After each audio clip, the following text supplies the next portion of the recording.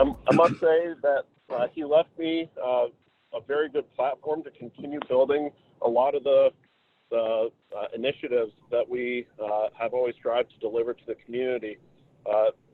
Going back to my early years, about 16 years ago, we began working on fair and impartial policing, including with organizations such as the Vermont Partnership for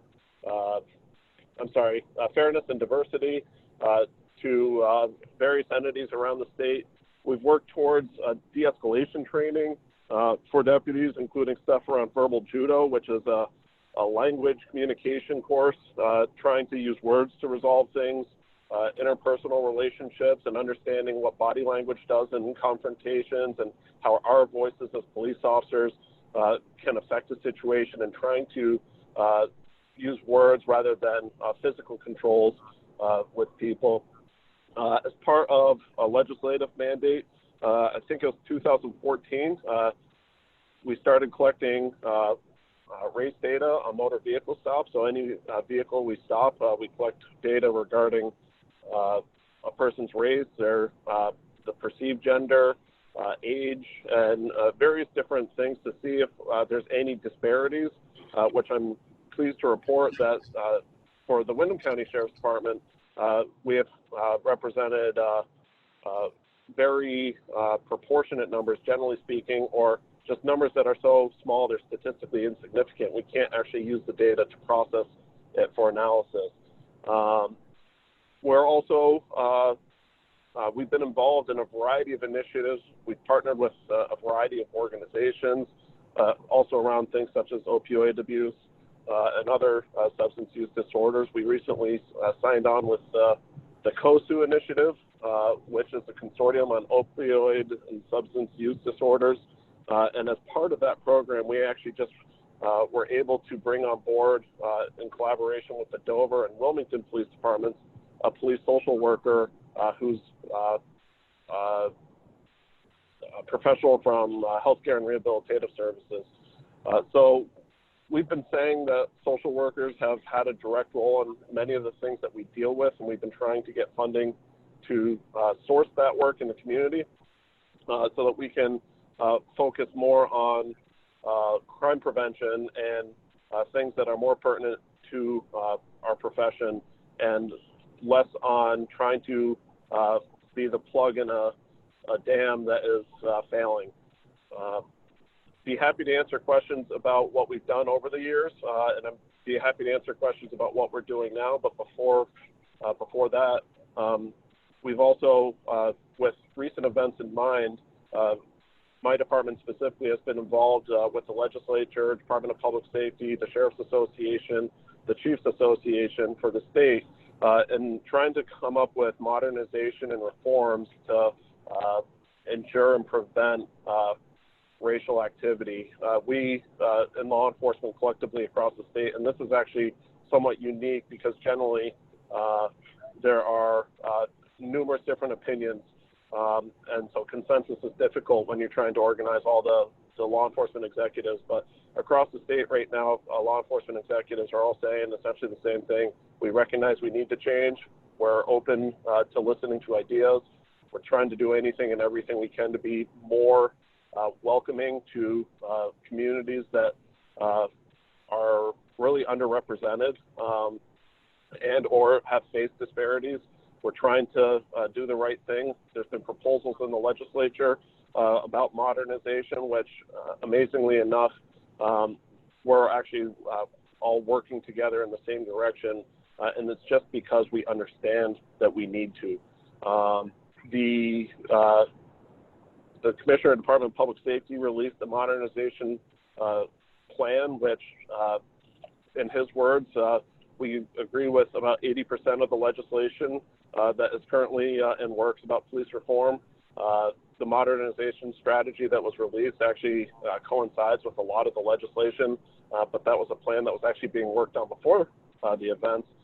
The remaining 20% that of that number, about 15 is disagree. It's more questions about how to implement it. One thing about very complicated and complex systems that these things or these laws affect, we obviously need clarity. And then the remaining 5%, they're really just more language tweaks to apply, since we all have different terminology, to make sure that we're applying the language to the practice. So I'm really proud of the work that the legislature is doing right now. Really proud of hearing the various different groups, and I'll leave it with that. Mark, I wanted to ask 2 questions real quick. This is Nader, by the way. You mentioned, and thanks for coming and presenting as well. I appreciate that. I was wondering if you could let us know if the stats that you were talking about are publicly available, or if we're able to find those on your website or anything like that, your traffic stuff. So all of our stats are readily available. We've been in compliance with the race data reporting law since I think it was 2016. We need to start posting the data. So all of our information is available. Website, which is the initials of the council.vermont.gov, and there's a place where it's on there. We are looking to organize a place on our website to show them. They're not currently posted there, and that's just a matter of infrastructure, not any really reason other than that. Thank you. And my second question, for me, in my opinion, who you hire is one of the most important elements of making sure that law enforcement is a quality product in whatever community there is. I was wondering if you could talk about your hiring process, or how you make sure you're choosing the right people to come into your agency. Sure. So I'll explain the process very quickly. Some of it is dictated by Vermont as well as the Training Council. Some of it's agency policy. Anybody in Vermont who wants to become a police officer for any agency whatsoever has to start with an application. There's no longer an ability to self-sponsor yourself. So you need to be sponsored by an agency. So a person would apply to my office saying that they have an interest. That application would then, we would assist them in signing up to take the state police academy exam. It's an entrance exam, which they claim as a 10th grade equivalency. Me personally, I have a bachelor's degree, and I think it's far harder than a 10th grade equivalency. That's my personal opinion. The academy and the council, not to segue too far off the topic, but they are looking at reforming those. We believe agency heads have been complaining to the council that some of the mandatory standards have been excluding qualified candidates, especially now more than ever. Getting good quality police officers is an extremely important need. But those are processes that are happening. Once a person completes the entrance exam, they undergo what's known as the Minnesota, the MMTI. It's a psychological evaluation. I forget what it stands for, but certainly you can Google it. That's applied to a standard of current and former police officers' psychological states, and evaluated by a psychologist based on that evaluation. The report sent to the agency head with risk categories, as well as what I would say is an assumption of what we would expect the person to perform. Within my agency, we basically only look at the risk categories. We don't think it's fair to try and look into the future to say that a person will or will not be qualified to do something because their profile matches other officers. So we're looking at risk in that sense. People who are exhibiting signs of mental health or mental health illnesses that could be either further traumatized or could actually be pervasive within law enforcement would be excluded. After that portion, they would undergo what we call an oral board or an interview. Usually it's a multi-person interview. My agency has used a combination of single-person interviews as well as boards, including members of the agency. We have used members of the public before when we could find volunteers to participate. after the interview and or oral board, we would undergo a background investigation. We have a investigator who has been very effective in looking at people's histories. Part of that is that we have to make sure under federal law they're not a felon, and so that is one piece we look for. The other is past behavior, including criminal behavior, poor moral conduct. We also do consider activities and a person's ability to mature. For example, we had one person who they had drug history using marijuana at the time that it was illegal, and so they had used marijuana, but there was about 10 years since it they had even used it, and so something like that we consider as a person maturing. They make life choices and changes, and that would be taken into account. And then following the background investigation, which also reaches out to references, and we often dive past the references given into other people so that we can try and get a full picture as opposed to the picture that an applicant would want to portray as the best case scenario. We would then utilize a polygraph to confirm what we learned as part of the background investigation. After accomplishing all of that, the person would ultimately be hired, and then they would go to the police academy. We have police academy, which is the one that we primarily use for our new hires. It's a 2-week program that teaches a very basic level of Vermont policing.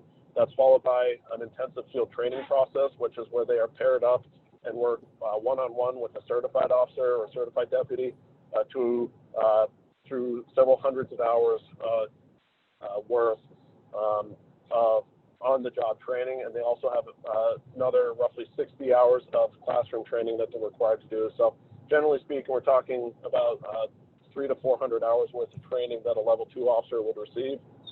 And then the next program, which we take our level 2 certified people, generally speaking, and we put them through the level 3 process, which is a 17-week in-residence academy that before coronavirus, it was a full in-residence academy. Right now, the police academy really has to pivot to try and figure out how to deliver policing education given the quarantine and social distancing requirements. After completing all of that, the person would be on a 1-year probation period, and so that's the process. Now, the other part of that, and it's actually been something I've talked to a few different community partners about, and I'm trying to understand why we either don't get applicants that are people of color, women, minorities, or when we do get applicants, why are they discontinuing the process? And that was something that we started looking into probably about 8 months ago. Right now, I only have one female sworn deputy, and I have. So Mark, I just wanted to jump in just for the essence of time. Thank you for the really in-depth explanation of the hiring process. I was just wanted to see if any members of the public might have any questions for you, or if any folks have questions for me or Mike as well. And thank you, Mark. I appreciate everything you've contributed. I have one, if I may. Sure. Mark, I'm just wondering about disciplinary procedures and processes that ensue if there is a reasonable complaint. I understand the need for privacy in certain phases of these investigations, and especially if they amount to nothing. But if there is something that's serious, and will the public know that a serious allegation, something of fact, has been not only alleged but at least provable against an officer? Will we know?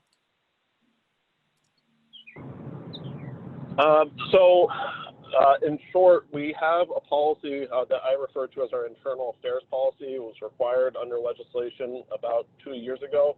The policy reflected practice actually before the legislation. So we've been doing that for quite some time, but now it's codified in statute.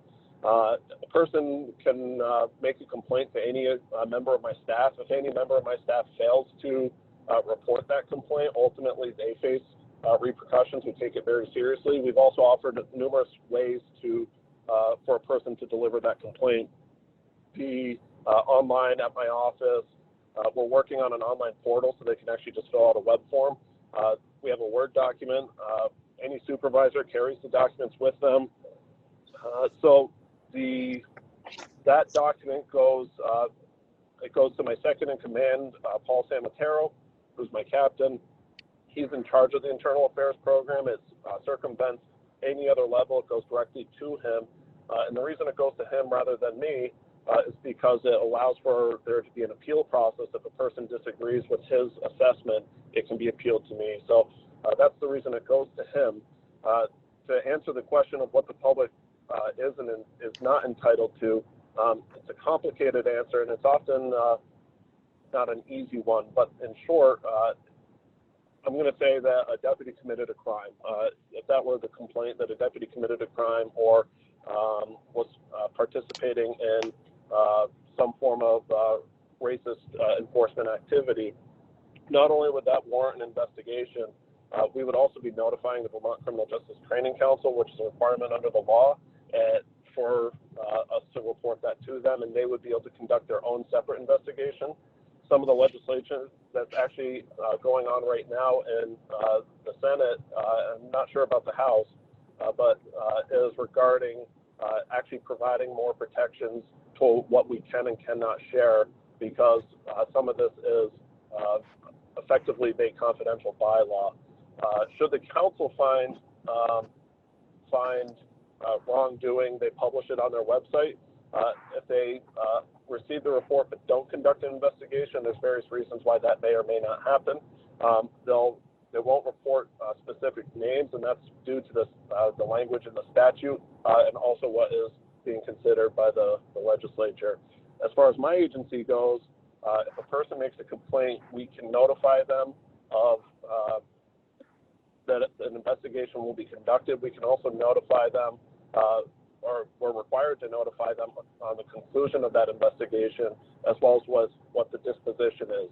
When I say the disposition, it's going to be that we have sustained a complaint or can't sustain the complaint due to a lack of information, that we've collected evidence that exonerates the deputy from the accused behavior. For example, somebody said that Deputy John punched somebody in the face on Tuesday, and John was on vacation on Tuesday, we would exonerate him.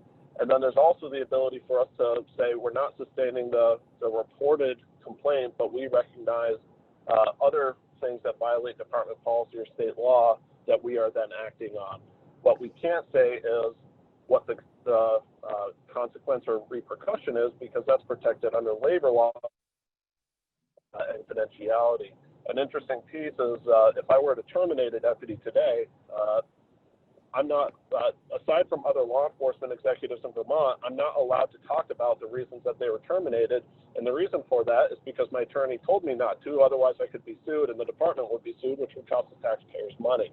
So it's kind of a goofy thing that I can terminate a person for bad conduct, but unless it's criminal conduct, which is public record, I'm somewhat constrained in what I can say at the taxpayer's expense.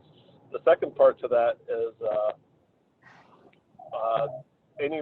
if I have a law enforcement officer that I terminate, there is protections for other law enforcement executives, i.e. a chief of, say, Brattleboro PD or Bells Falls PD, to call me, and then I have liability protections under the law to be able to tell them this is why we fired them, this is why they don't work for us anymore. They would have full access to our personnel files once the employee gets a waiver to look at that, and if the employee doesn't give, or the applicant doesn't give the waiver, then it excludes them from being hired. So within Vermont law enforcement, it's good, but outside of the state boundaries, we're somewhat restricted.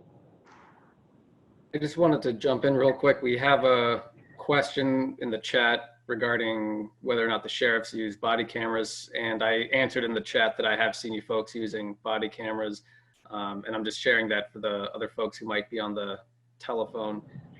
The other question, and if you want to jump in for that too, that's fine. The other question was, if somebody was fired from one police department, can they be rehired by another police department? And the answer is yes, from what I've seen. An example that I know pretty well is former officer named Jason Lawton, who was in Shelburne. I believe it was either Shelburne. Yes, it was Shelburne PD. He was fired for fabricating a reason for a car stop. And then shortly after that, he was hired by St. Albans PD and then fired because he punched a handcuffed woman. So in Vermont, an officer can be fired and then rehired by another police department. I'd be happy to speak to both of those, and just in the interest of time and the other guests, please cut me off wherever you feel appropriate. Sure. With body cameras, we implemented body cameras about 3 years ago. We did that through the support of the assistant judges with some excess funds that were remaining for that year. So we were able to purchase them. All of our deputies do wear them. We require them to record law enforcement investigations as well as a few other things. There's some things that we allow them to stop recording for, such as if they respond to a medical emergency and it's not a law enforcement function, and let's say that a person is improperly clothed, we, in the interest of that person's privacy, we allow them to shut the camera off. If they enter into a bathroom, they can shut the camera off. So there's some common sense privacy restrictions. If a person in their own home, they'd be notified if we were recording, and if they asked us to turn it off, we would turn it off. We try to balance the privacy of Vermonters with the reasonable expectation that there's accountability. So that's body cameras, and to the extent of hired, yes, that's part of the problem with and leading up to some of the legislative changes that I certainly am supporting, is ensuring that we can share the information so that we don't face either, in my case, just a civil lawsuit, and in the case of many police departments where unions exist. And unfortunately, the problem with the union when it comes to policing is that they don't hold the professional ethic as their standard. They hold the employees' rights as the standard, which in my opinion has really caused us to deviate, or has caused unions to deviate the public message, and creates grave concerns for me. So to clarify, the Sheriff's Department does not have unionized employees, so generally speaking, we don't run into the same problems in terms of sharing information, especially with the protections under current law and the proposed changes. Thank you, Mark. So I wanted to just chime in real quick and share one of my thoughts that I was going to share at some point in this conversation, just in general about policing. You know, we've been seeing a lot in the news, obviously, with issues regarding policing. And, you know, we're hearing a lot about different changes to use of force policies, different changes to the standards that police are using. And you know, my personal belief is that one of the most important things is who you hire for the job, because you can switch around, you know, wording in different statutes or different use of force policies, but ultimately, if a police department, you know, intentionally or unintentionally hires somebody who wants to beat up other people, that person will find a way to do it, and they'll figure out a way to indemnify themselves through what they write in their affidavits or their investigative reports or what they say on their camera. So, you know, if you hire people who are genuinely compassionate and genuinely care about their community, that is the ultimate product you'll see as an outcome when they're performing their law enforcement duties. So I just wanted to share that perspective on that point. I thank you for that, and I fully agree. I mean, if you have a bad apple, it's a problem, and if you have a bunch of bad apples, it's an even bigger problem, and it's one that we really tried to work to relieve ourselves of when we can. So thank you. And thank you. And just in the interest of time, since we're at 10:30 and we're halfway through, I just wanted to open up the opportunity for other folks to ask some questions, whether police related or not. We can also talk about literally anything else. If anyone has any questions or things they want to bring up.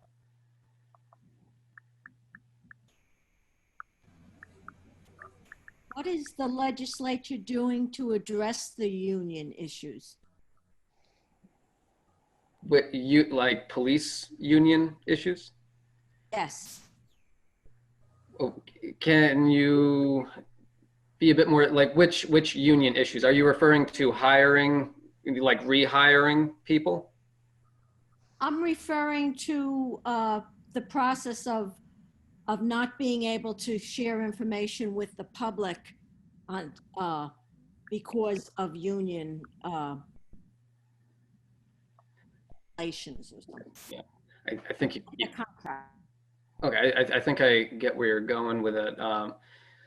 So that is a point that was brought up, and I'm not sure if that came up in your committee yet, Mike, or if you were dealing with the mail-in voting stuff all of last week. But you know that is a topic of conversation, which is the disciplinary records related to police and whether or not they can be public record.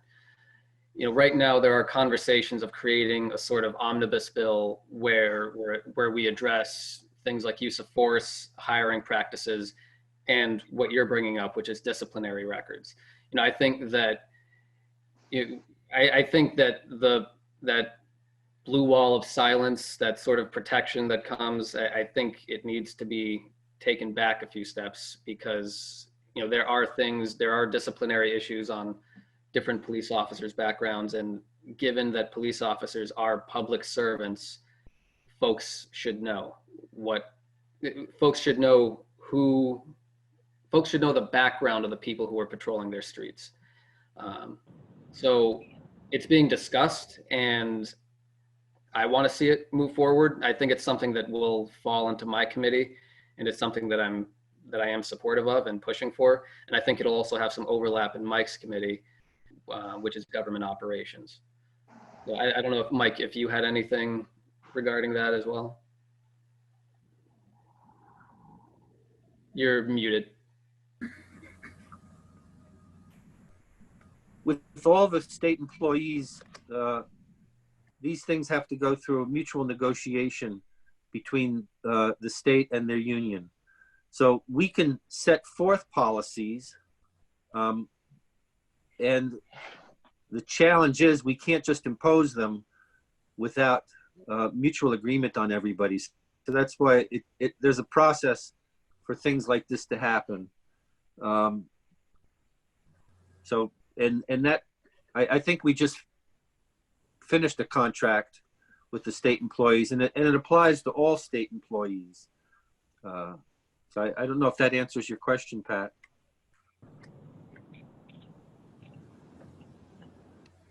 It would seem that there'd be a long time then for military action to be publicized under a contract where that can't happen. Can the police be separated from the rest of the state employees? Well, Mike, can I make a comment? Sure, that's a huge union issue though, Pat. Yeah, Mark? I do want to be clear, Act 56, which I think is from the session before last, that does allow for people who are union to be identified for criminal and gross misconduct. So that does currently exist. There's some tweaks to the language because, as many people know, you pass a law and then you realize some of the unintended consequences. So there are pieces to it. It's not a 100% solution, and those are certainly things that we're lobbying to try and support, so that agency heads also have the ability to say, this is a bad apple. We want to. It hurts our profession. I understand. My understanding, though, alongside that, there are civil actions people can take that are not subject to union contracts. If somebody brings a lawsuit, a civil action, or against an officer, that immediately becomes public record. That doesn't get hidden.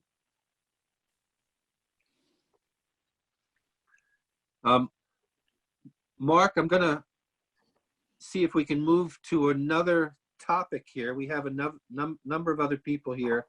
So unless, well, what I'm going to suggest, if there are more questions about local policing, we'd be glad to get those questions to Mark by email and also to other people within Vermont law enforcement.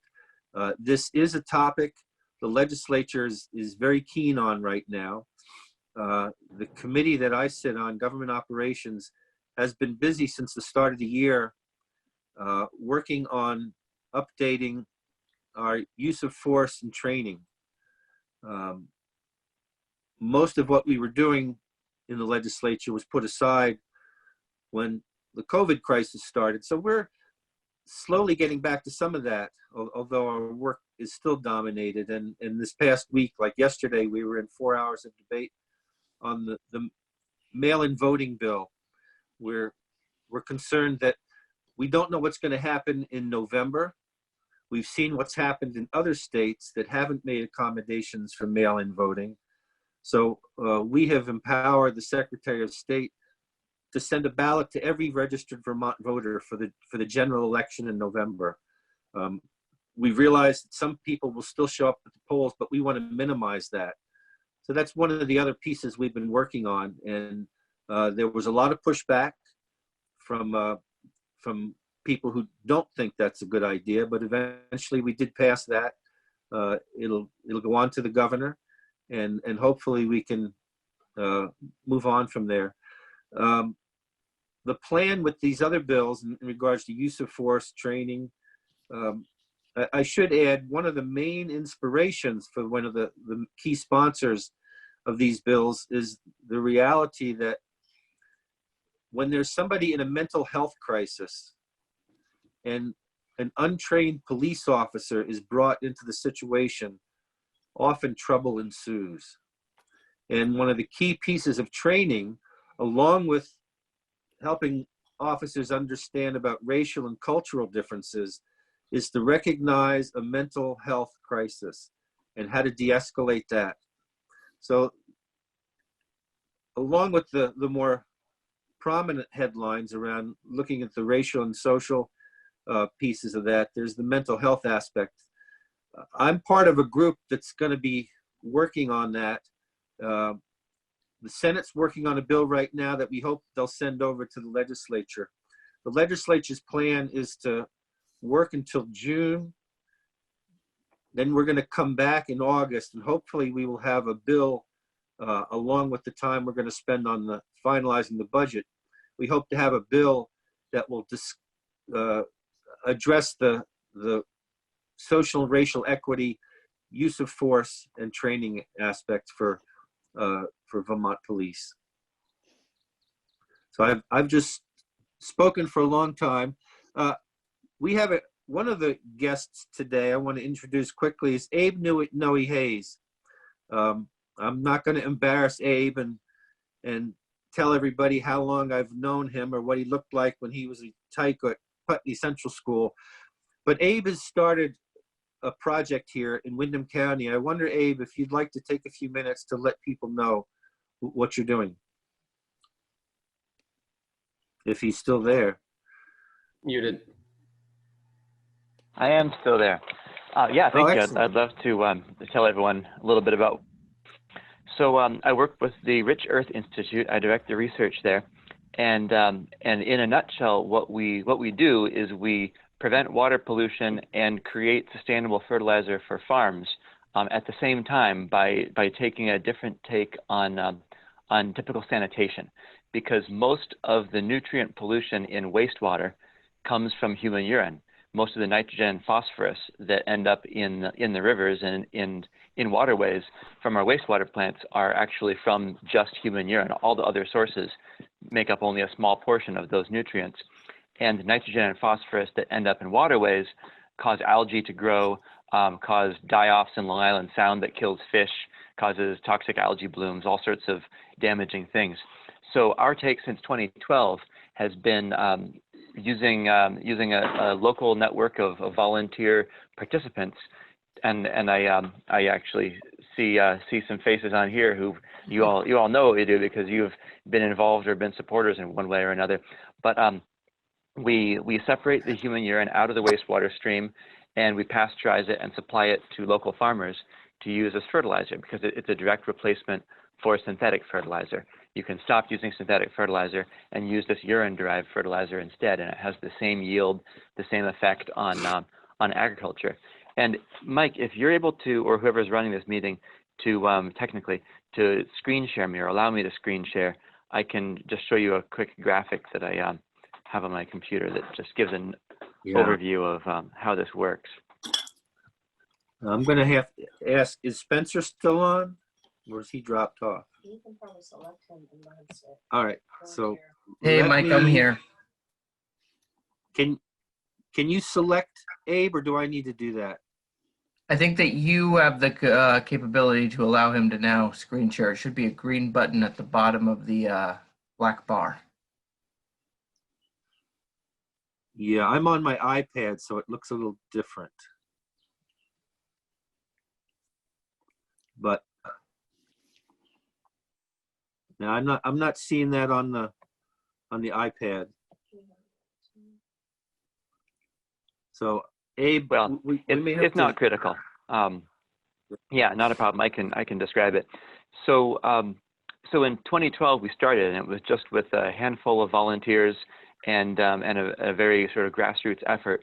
We have grown to the point where we just bought a building at the Wyndham Solid Waste Management District. We have a permanent home there now that is a 7,000 square foot commercial building, and we're doing research for the National Science Foundation, developing a system that can go in a building, in a home or in a commercial building, where the toilet has a divided bowl. The urine goes down to a little treatment module, and it gets turned into a pasteurized, sanitized, purified fertilizer product. So we have 1 year of National Science Foundation money to develop this as a marketable product, which we're working on full speed ahead. And then we're also working on helping people who want to participate in their homes with a urine diverting flush toilet. So just replace a regular toilet with a new porcelain toilet that has a separate drain from urine, goes to a tank, and we come and pump that out with our truck. We have that technically ready to go. We're a little bit bogged down with permitting right now in the state because it's an unconventional sort of a system, and we're having a hard time fitting the square peg into the round hole of wastewater regulations, but we're working on that. Yeah, and that's what we're up to. I always put in a pitch, if anyone wants to learn more about this, our website, richearthinstitute.org, or just Google Brattleboro urine, and it'll pop right up. And you can read all about how our program works. And if you want to be involved, you don't have to have a system, one of these built-in porcelain toilet systems. We have portable urinals that men can use easily, women can use too with the extra things that we explain on the website. And then that goes, you bring your little jug to a pump out station on Burge Street. About 200 people are doing this, and we get about 10,000 gallons of urine per year. So it's a simple, very inexpensive little system. And if you're intrigued by the idea of having the urine you make every day go out into the world and do something good, then shoot me an email, info@richearthinstitute.org, or take a look on the website. And yeah, there's lots of ways to follow what we're doing, or to get involved and actually send your own urine out to make positive change. So I don't want to take up too much time, but that's the nutshell of what we do. Are there any questions for Abe? I saw Janice's hand go up. No, I have a question for Mike and Nader. Oh, okay. Gotcha. So the other way people, right. I'll call Thank on you next. That's okay. If people have questions too, you can line them up on the chat though. But Janice, you have a question? Yeah, I apologize. I was busy at the food shelf, so I entered late. You might have already addressed this. I'm curious to know why the legislature is taking a different position than the governor in using the CARES money. I know the governor wants to use it all now, and my understanding is that the legislature is suggesting to hold back a third for use later in the year. I'd like just to understand the thinking about that. Sure. We actually don't have a different position than the governor. And this has just changed in the last 2 days.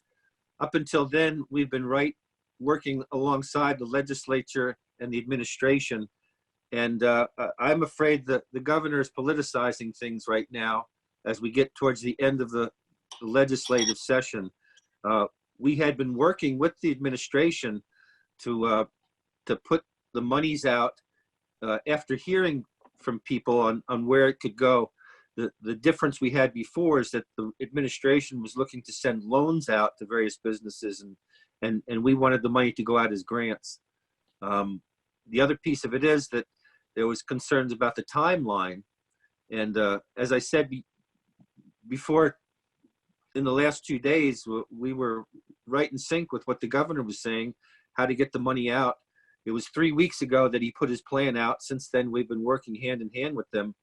And I'm trying to find out what changed on the administration's part, that now they seem to be speaking that we have a difference. And I'm especially concerned because our speaker appointed a Republican to chair the House Commerce Committee, where a lot of this money is coming out. And this Republican chair doesn't understand where the governor's coming from either. So we'll try and get an answer for you, but we're keen about getting the money out there, getting it out as soon as we can. And so then the legislature is committed to using all the money now rather than holding some back for later in the year? We are. Our understanding is that Congress is going to be working on another bill, and that there will be more money coming. So and also, if we don't use this money, it just goes right back to the government, the federal government. That's right. Can't do that. Right. That's right. We want to make sure it gets out as soon as possible, because it has to be spent by December 31st of this year. I see. So let's stay tuned on Thank you. how these developments happen. So Janice, I want to share, if you could update us on what's happening through the food shelf and the Putney Summer Food Program. So I can't really tell you about the Summer Putney Food Program because there's an email sitting in my box that I haven't looked at that arrived this morning about that. What's happening at the food shelf is that every Saturday morning, a very vigorous, energetic group of volunteers starting at 7 o'clock in the morning work till probably noon to provide shelf-stable food, and thanks to Putney School, Putney Central School, Putney School, and other donors and the food bank, lots of fresh produce as well. Right now, I think they serve between 50 and 60 families a week. But yeah, Hannah they just put that program together last night or this morning, so I don't have the absolute. If I'd read the email before I got on this call, I probably would have. I just see a notice from Ruby McAdoo that she could speak to that. So if we could let Ruby talk for a minute. Hi.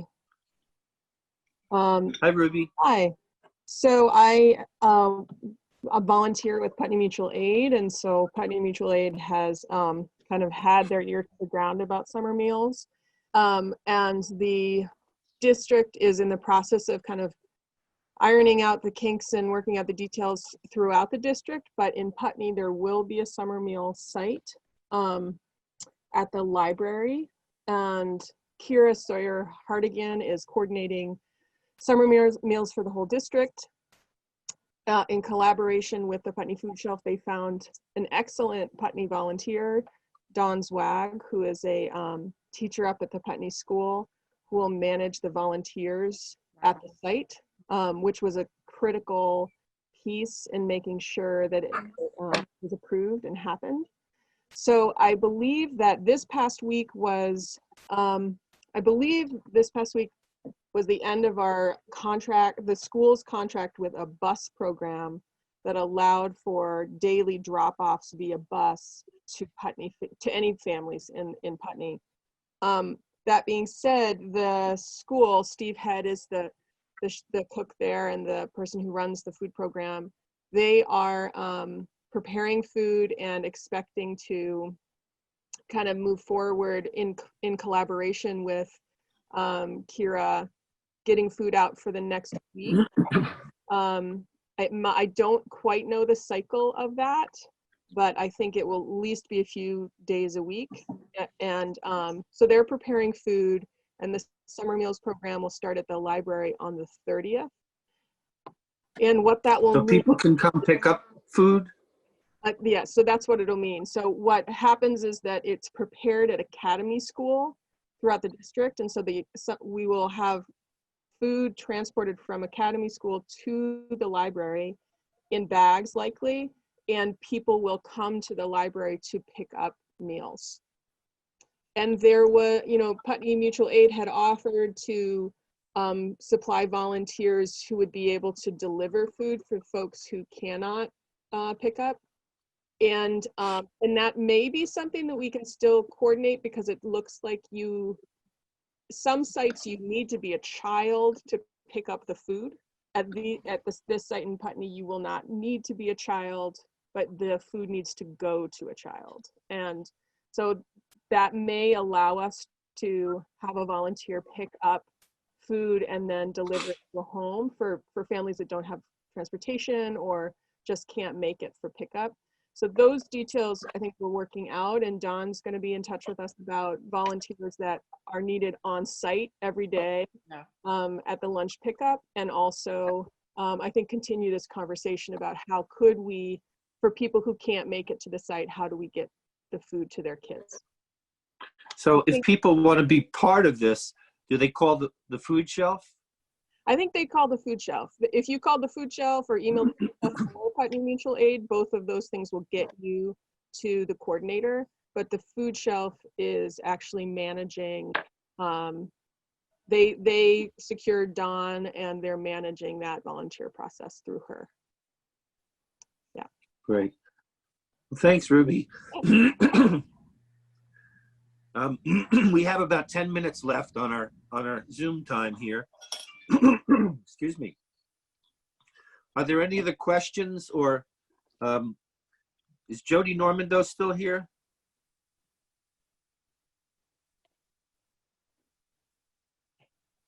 I know that one of the things I wanted to announce before we leave here is there's a school budget vote coming up at the end of the month. It's a very important vote to support the budget that we put forward in March. And what we're encouraging people to do is to vote by mail. And you can do that in two ways. You can call your town clerk, or you can go to your the Secretary of State's website and either create or look at your My Voter webpage and request a ballot for that vote for the August 11th primary or the general election on November 3rd.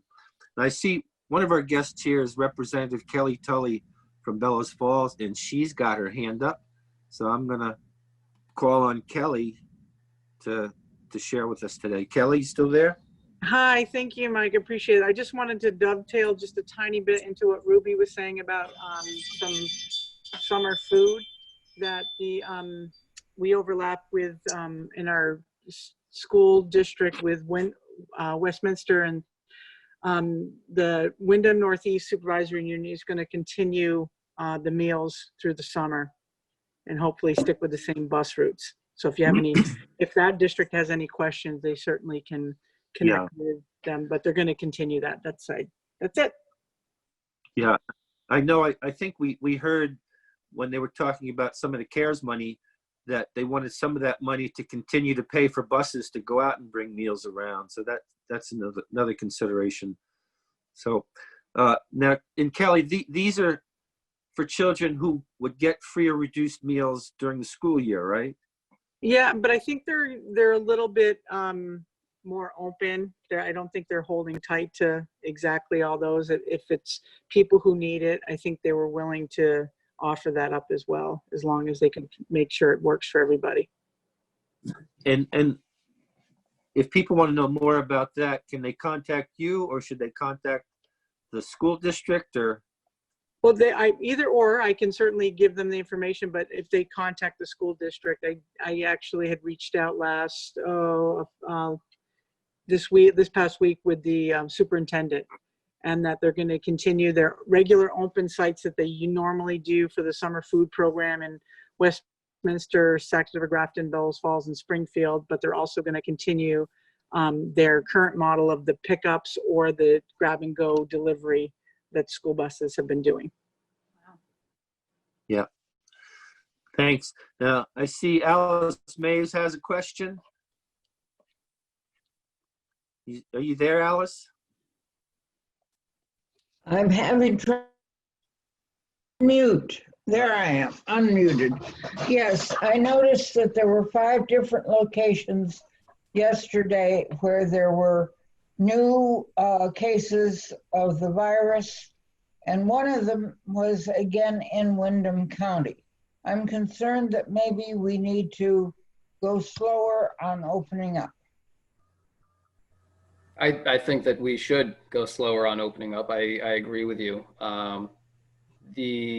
One thing that we actually did a bit of work on in judiciary with Kelly, we are looking at, so judiciary got a small bit of money to allocate as it relates to COVID-19. And one of the things that we supported putting money towards is interpreter services and language services for a lot of the communities in Chittenden County that are experiencing outbreaks that don't have access to the same information that English speakers would have. And I know that doesn't address the case that you're referring to in Windham County, but when we're looking at the whole picture of Vermont and where the concentrated populations are, that's where the disease will spread more quickly. So that is one of the pieces that we worked on in judiciary. I also did share some information in the chat regarding money that was allocated from the CARES Act. And if anybody wants to peruse that, it's there for you in the chat.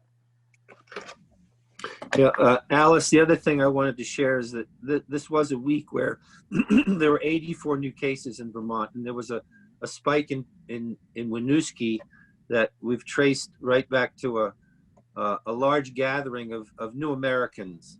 And what we're doing is trying to find out how we can do better outreach to communities where they might not be getting information the same way most of us do.